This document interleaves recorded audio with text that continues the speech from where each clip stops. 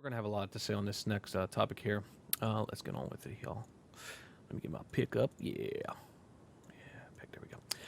All right, guys. Topic number 3 is mass shooting at Umpqua Community College in Oregon. Say that fucking 5 times that word. Supposedly it was 13 reported dead, but now I believe it's 11 total. So let's get on with this story here. It's a video also. Drew, you do not have to read tonight, which is great. You like that. I know that. All right, here we go, guys, with the video. A gunman who opened fire at a community college in Oregon, leaving 10 people dead and more than 20 injured, has been identified as 26-year-old Chris Harper Mercer. A vigil has been held for the victims of this. The gunman was shot dead in an exchange of fire with officers sent to the scene. The man appeared to have opened fire in one building before moving to another. With this latest mass shooting yet again leaving America in a state of shock, Maria Finoshina now looks at the frequency of such incidents and what's ultimately behind them.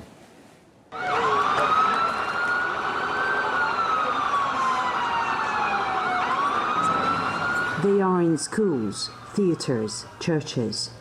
They aim to attract as much attention as possible, seek publicity through social networks and TV, kill as many people as they can. And they do it in America more often than anywhere else in the world. The United States has 31% of total public mass shooters. So 31%, despite the fact that we only have about 5% of the world's population. So that's clearly a disproportionate amount. Adam Langford from University of Alabama studied mass shootings from across the globe from 1966 up to 2012. He discovered what he calls the dark side of American exceptionalism. In the United States, people feel pressure to achieve the American dream. In other words, people feel pressure to do better than their parents professionally and financially. And in some cases, this can go too far. And when people fail to achieve that fame, sometimes their frustration and anger means that they're going to lash out at those around them. More or less every American shooter that has made the news over the last 2 years had a mental disorder, was often already known to police and psychiatrists, and had issues with their co-workers and families. And they all owned a gun. As long as we have a lot of people who want to be famous, people struggling with mental health problems, and a high number of firearms in this country, it's a bad recipe. This big problem could become even bigger. The scary possibility is that we're going to see more copycats. So the scary thing is this copycat phenomenon where each shooter is going to be inspired by previous shooters, and that we could see more and more. Maria Finoshina, USA. So there you go, guys. Sad day indeed, and my heart goes out to the families in this case, and friends of the families. Very sad. I'm like, this guy, in my viewpoint, even though the story is sort of new, since we don't have no manifesto, no suicide note, we don't know exactly why this guy did it. It's hard to nail it down. You know, he seemed to be anti-religion or anti-organized religion, anti-government, and he's obsessed with guns. Of course, the gun issue is, we go back and forth on the gun issue, which we may do here, but let's keep it civil. I don't know what to say. I mean, like, this is from the Independent Journal here. They said throughout all the news sources, they gathered all this information on the shooter. Basically, he was mixed race, conservative Republican, British IRA supporter, Nazi fanatic, affiliated with ISIS, and Black Lives Matter supporter. I mean, like, this is all the shit that the news media has been putting out there. You know, there are some things, I should say there are some of the things news outlets are claiming. I think the shooter didn't even know what he was. I don't know. What do you guys think? What do you guys think? Have you read the stories on this? And I unfortunately have been really fucking busy for the past couple days, so I know this is really recent and fresh. It is recent, yeah. Fresh. Here's what I do know. If you're big pro-gun or whatever, and you go murder a bunch of random innocent fucking people, like at a school or a church or something like, you're not doing your cause any fucking favors, because it's shit like that is going to get people to want to put more restrictions and regulations on guns, because they don't want people like you going around doing that shit. So you're certainly not helping your own fucking cause. Well, the big problem I have, real quick, and I want to go into a couple screen caps here of images that I have here. the mother supposedly told a neighbor that her son, which was the shooter here, was dealing with some mental illnesses. Okay. Now, if this kid was being treated for a mental illness, okay, as his mother stated, we don't know how true it is, but if we're going to go for this, if we're going to adhere to this, I should say, then how is one allowed to possess 13 weapons legally? Like, this is the question we need to ponder and talk about. Now, right here, I have actually the federal law, which enacted in 1968 here, and you can read here along with me. I'm sure I'll butcher some of this. Under a federal law enacted in 1968, an individual is prohibited from buying or possessing firearms for life if she has been adjudicated as a mental defective or committed to a mental institution. A person is adjudicated as mental defective if a court or other entity having legal authority to make adjudications has made a determination that an individual as a result of mental illness, A, is a danger to themselves, or I should say 1, is a danger to themselves or others, 2, lacks the mental capacity of contract or manage his own affairs, 3, is found insane by a court in a criminal case or incompetent to stand trial, or not guilty by reason of lack of mental responsibility pursuant to the Uniform Code of Military Justice. And this next image here is, of course, a person is committed to a mental institution if that person has been involuntarily committed to a mental institution by a court or other lawful authority. This expressly excludes voluntary commitment, which I think is a problem. It should be noted, however, that federal law now allows states to establish procedures for mentally ill individuals to restore the rights to possess firearms and the purchase firearms, I should say. Many states have done so at the behest of the NRA. Well, I mean, look, you're always going to get blowback for shit like that, where you're talking about like, well, if you're mentally ill or something, you can't have a gun, because then all the other people are like, well, I'm fine, I still need my guns, and people like that still get pissed and go shoot shit up. You don't have you have to have some kind of mental instability in order to go on a shooting rampage, right? It's not the same kind of mental instability as like having a gun like locked up in a box up in your house for safety or something like that, or there's a huge difference there. But what I want to state here on top of what I said here is, I'm not sure, and again, I tried to look for this today, but I'm not sure if there are laws out there that state people with mental illness should have their homes and family homes searched for firearms or illegal weaponry. If not, there should be one enacted. I think this is my own opinion, and of course, there's this movement out here. I guess gun violence prevention restraining order law. People are going to trying get blowback. You're going to get that blowback the same way as when you try and take away like really old people's driver's licenses. I know, but drive worth the shit and whatever. Like, you get analogy, that blowback. Okay. But what I want to say here is that what I think is that psychiatrists or psychologists here, they could bring this to the attention of the courts. I think they should have some kind of legal authority when it comes to this stuff. You know what I mean? Like similar, I would say, give an example like domestic violence restraining order. That would allow family members and law enforcement with a court order to temporarily prohibit a person from possessing a firearm. I think there's something that needs to be done with this when it comes to being diagnosed with a mental illness and having the authorities check in homes for firearms or illegal weaponry. I think that's something I'm seeing something in the comments about like how he went around asking people if they were Christian or not. And and you guys could touch on that. Yeah, I was going to touch on that. Or Christian, he shot him in the head. Now look, he specifically said that yes, it's because they're gonna meet though. They're gonna be in heaven, so he shot him in the head so that they'd be there to be in heaven. Well, supposedly the quote was this: "If you are a Christian, then after a few seconds you will see God, not your God, right. Just you will see God." So. Well, I don't know if because everyone seems to be okay with calling out people in your own group, but I can totally understand why apologizing for everyone in your own group is also it's bullshit. And I've always said that when people are like, Muslims need to come out and condemn this, like, sure, as a everyone's going to condemn violence like this, especially against the innocent people that were not involved in some kind of war or anything like that. They're always going to condemn that.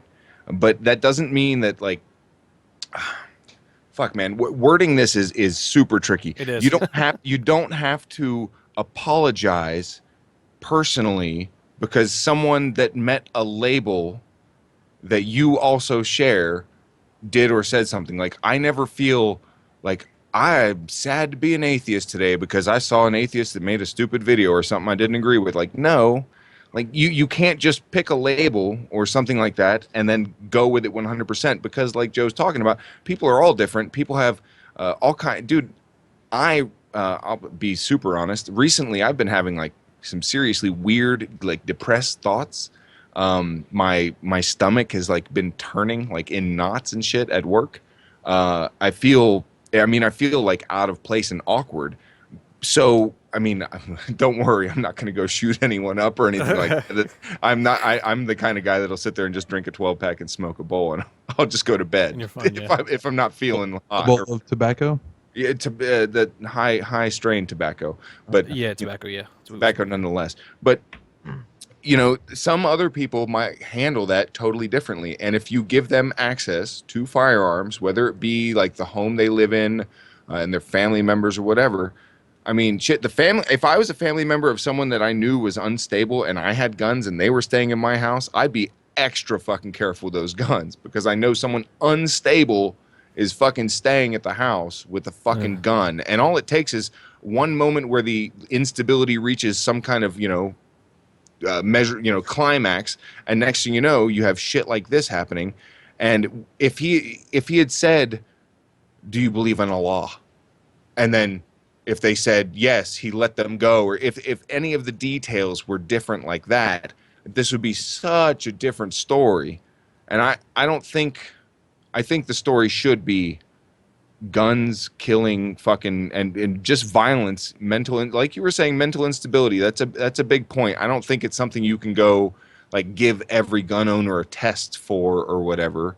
I think that maybe I'm just saying, they, if the they parents get arrested for some kind of psychotic thing and they own firearms, then maybe that should be looked into. I just think if people on the internet, just with this hatred against other demographics, and they're known to possess weapons, and their family or friends see something psychologically happen with this child or kid or adult, I mean, I think something should be had. I think they should bring up the authorities. Not saying they don't, but I'm just saying, I think when it comes to a psychiatrist deeming somebody mentally unstable or with a mental illness, I think the question should be had to the parents, which I'm saying they don't. I'm sure they do. Like, do you own a firearm? Do you do this? And if it does, and if their mental illness has nothing to do with the courts, I feel there's a gray area there that we need to really attack and look into, I think. Yeah. And someone else. I want to get Drew and Paul in here real quick too. Well, real quick, maybe they can respond to this. Guns don't kill people. People kill people. Here we go. Guns make it extremely easy to kill people. Exactly. Because you can't go into a fucking classroom and hold 15, 13, 10 people on the floor and one at a time pick them apart with a fucking knife or a baseball bat or some shit like that. And I understand that most gun owners are responsible gun owners. But that doesn't change the fact that we have so much fucking gun death here. Gun-related death, because it's so goddamn easy to get a fucking gun. I got a stat for that. I'm going to bring an image up. Goddamn easy to kill a lot of people with it. And here's a image right here for you, just to show that. Yeah, that's just the reality of the situation. That's why you don't have that in a lot of other places where the access to guns is limited. Our gun laws are fucking embarrassing. And the survival rate for mass stabbings is actually very high. If you really do compare mass shootings to mass stabbings, it's almost flipped on like the statistics. That's a straw man. You can sit there and just move your finger a little bit from a distance and just pray and spray, or in this guy's case, don't pray and spray. But it makes it so easy to just lose your shit and go kill people, at least with a knife or a baseball bat, or even if you had an axe or something like that. If some asshole came walking into the room I was in with a bunch of other people swinging an axe, you better believe me and probably like a bunch of other people, after he took his first swing, would be tackling that motherfucker. Because once you're on the ground, you're not swinging the axe anymore. It actually takes time. You have to chase people down and shit. It's not as easy as just point and click or point and pull. We got a few minutes here, so let me get Paul in here since he didn't say anything. Go ahead, Paul, real quick. I'm sorry, Paul. Go ahead. Well, I'm just saying, I've looked into a little bit about the guy. He did it a lot for fame too. That's one thing that people are forgetting. Sure. And that's why I was kind of disgusted when I was watching the video from RT, because RT is very propagandist from Russia, and so they're going to make it even worse. They're going to use a lot of emotional sophistry to push up their argument too. I think there has been people who want fame, who do things like this for fame ever since Columbine. Since before Columbine, it's been a problem. And one of the big problems is the media in this country loves to play it up, because the media loves to play tragedies, loves to play death, loves to play emotional sophist arguments to push their fucking agenda. They don't like sunshine and rainbows. They don't like to tell you that things are actually going well. They love to tell you things are going horribly, but only specifically the things they like to tell you that's going horribly. One of them in this case too, like they're, in my mind, they are part of the reason why these things happen, because they give fame these fucking people who otherwise no one would care about. These mundane, normal, not really achieving much people. They go out and they do something incredibly fucking vicious like this. And people know who they are just because of it. Ignoring it. So, I mean, if it came to exposing it in a dramatic way or ignoring it, I'll still take the exposing in a dramatic way. I have to agree with him there. I understand that was the end game, really, that this guy had, according to some of the things that I've seen. Yeah, it was about attention, because I read something today where he was talking about on some chat forum or whatever the fuck that he wanted to do this because he noticed, like, the higher your body count was, everybody around the world will know your name and they'll know your ideas. Yeah, yeah. And that is absolutely fucking horrible. But at the same time, you can't just, look over, like on a nationwide thing, because it raises a lot of questions. I mean, sadly, we won't do shit about it. We won't do shit. I mean, in the sense of we won't do shit about, gun regulations and things like that, because we never fucking do. We never will. Yeah, but you're also talking about, you're also talking about looking at things from, like, statistically point of view and stuff. When you look at gun deaths, a lot of them are suicides, which is horrible. Again, you wouldn't like slice your own throat or something like that. So that gun made it. No, guns will make suicide easier, but it doesn't stop you from committing suicide if you actually are really intent on committing suicide. People commit suicide from other means too. Guns do make it easier. But the actual amount of gun deaths compared to the population, compared to the gun owners, I think a lot of people use situations where they're very tragic and they try to push an agenda. And like you said, there's going to be blowback, but I think a lot of the blowback is overblowing it. I mean, it's very tragic that it happens. I'm not trying to say it's not, but you're talking about not compared to the actual huge population of the United States, not as many deaths as other things that cause even worse things, like cirrhosis, alcoholism, things like that. But people are just well okay with that. Guys, I hate to stop you. Stop. We gotta get this going. is my last point, I guess. If you want me to admit that there are a lot of responsible gun owners who don't go shoot anybody or themselves, and they don't have twisted, like, of course, there are a shitload of them. Okay. And I totally understand that. I'm not shitting on any gun owners out there. I'm not trying to take away your rights, but wouldn't you like to live in a fucking safer country where you can have a gun because you're responsible? Not just any retard can have access to a fucking gun, and you don't know but then you have or not. Then you go into the power of the government. Last word, Paul. The government figures out who's responsible and who's not, and that's a fucking horrible thing to even try to go about. Okay, letting the government have that much power. Let's end on that note. Thank you very much, guys. I knew it was going to get a little heated, but it was very civil. Thank you very much. We all love each other. Yeah, here. I know we do, but.